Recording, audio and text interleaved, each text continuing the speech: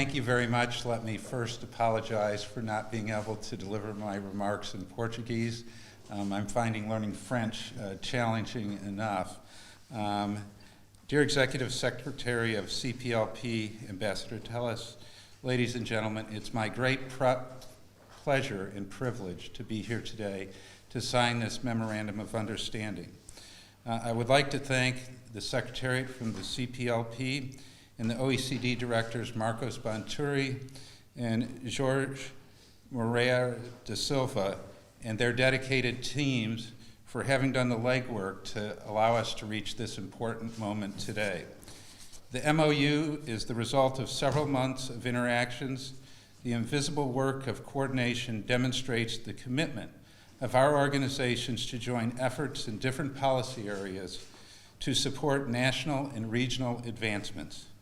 Complementarities and synergies can be found in many of our work streams of our organizations, from digital government, where this interaction first started back in 2015, to the promotion of gender balance, youth policies, to financing for development, strengthening capacities for development coordination, to the governance of the Sustainable Development Goals. The potential cooperation between the OECD and the CPLP is enormous. Let me take digital government as an example. Since 2013, the OECD has actively contributed to CPLP focal points meetings and conferences on e-government. The progressive engagement and our in-depth knowledge of CPLP countries allowed us to develop a comparative digital government review of the African Portuguese-speaking countries and Timor-Leste. The continuous commitment of Angola, Cabo Verde, Guinea-Bissau, Mozambique, Sao Tome and Principe, Timor-Leste, to digitally transform their public sectors demonstrates why our organization should continue strengthening the cooperation in this area to support the willingness of these governments to accelerate their transformation for the benefit of their citizens. In this regard, our E-Leaders Without Borders initiatives that I had the pleasure to launch last September in Brussels provides a great opportunity to advance our joint work. The initiative aims to shorten the distance and support less digitally advanced countries to benefit from the experience of those more digitally mature so they can leapfrog stages of digital government development. Collaboration with CPLP could represent a valuable contribution to this initiative. Let me also highlight the OECD's cooperation with Brazil and Portugal on digital government and other policy areas.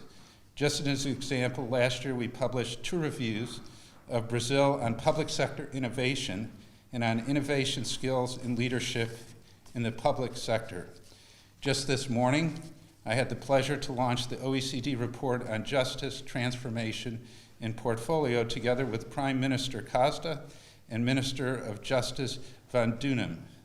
Building on these efforts, our CPLP OECD cooperation can and should be materialized in several other policy work streams. In line with our Memorandum of Understanding, concrete cooperation could be established supporting CPLP countries in the governance of the Sustainable Development Goals, sharing practices and knowledge to support implementation of development agendas. Financing for development is another area with high potential where CPLP OECD cooperation can contribute to, promote, and disseminate innovative practices on financing modalities and approaches.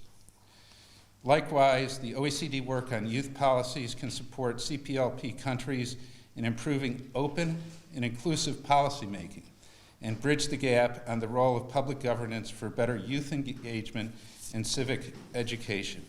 To conclude, Ambassador, now that the first and most determinate step to strengthen the cooperation between our organizations has been taken, let's start the hard work.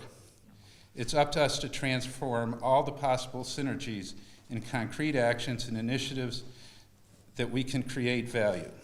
We should make full use of the knowledge and peer-to-peer learning potential of our member countries to build better policies for better lives. That's my organization's ultimate goal. Thank you again for the opportunity to be here in Lisbon. It is always a pleasure to have a taste of the mixture of kindness and determination that sets Lusophone countries apart. Muito obrigado.